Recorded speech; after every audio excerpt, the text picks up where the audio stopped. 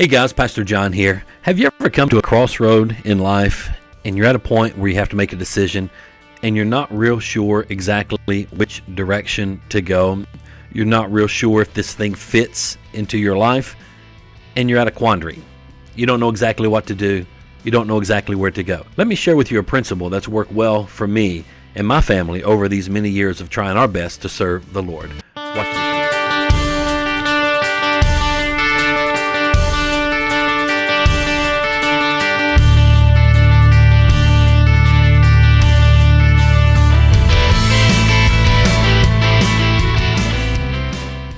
Recently, I was in a family counseling session and working with a family that was trying to think through some direction for their own personal life as individuals and then as well as a family.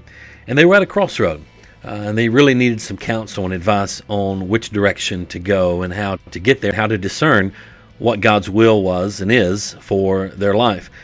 I took them straight to Matthew chapter 6 and verse number 33. Listen to what the scripture says.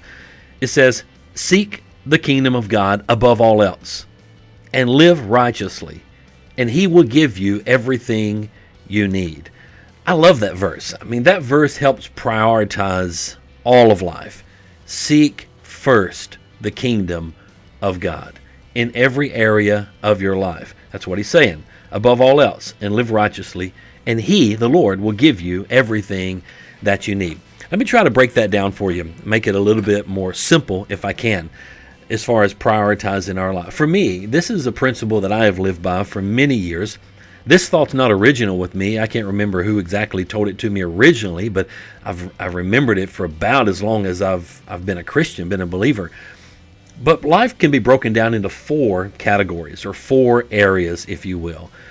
Priority number one is your personal relationship with the Lord Jesus Christ. I mean, think about it. In all of life, the number one priority for each and every one of us is that we love the Lord, that we have a personal relationship with God's Son, the Lord Jesus Christ, and we're cultivating that relationship on a daily basis. That is the most important thing that any of us will ever do in life, hands down. That's it, our personal relationship with the Lord Jesus Christ. I'm reminded in Matthew's Gospel, chapter number 22, and I'm reading out the New Living Translation. It says in verse 34, "But when the Pharisees heard that he had silenced the Sadducees with his reply, they met together to question him again." Now they're trying to trip up Jesus here. One of them, an expert in religious law, tried to trap him with this question: "Teacher, which is the most important commandment in the law of Moses?" Jesus replied quickly, "You must love the Lord your God with all your heart, all your soul, and all your mind. This is the first and greatest commandment. And a second is equally important: love your neighbor as yourself." So Jesus said the most important thing. He went on to say that the entire law and all the demands of the prophets are based on these two commandments. What Jesus is saying, the number one most important thing in our life is to love Him, to love the Lord with all of our heart, with all of our soul, with all of our mind. So priority number one is my relationship with Jesus Christ. Priority number two in life, outside of my relationship with Christ, is with my wife or with our spouse, right? In all of life, here on this earth, outside of my relationship with Jesus Christ, the most important thing that I could ever do is cultivate my relationship with my wife. And for those of you that are married, that's priority number two, right?